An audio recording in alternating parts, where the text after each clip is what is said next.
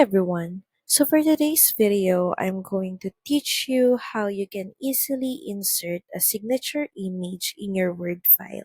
So first, let's just head over to signwell.com/online signature.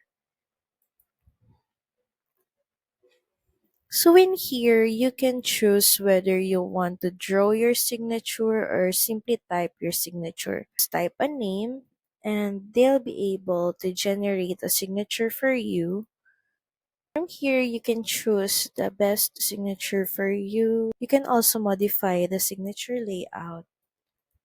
You can make it more slant, maximum slant, and you can also choose the color for your signature. Once done, just click on Save. Turn on transparent background, then click on Download. And from here, just click on Insert, then Pictures, insert picture from your device, and we can see the signature that we made.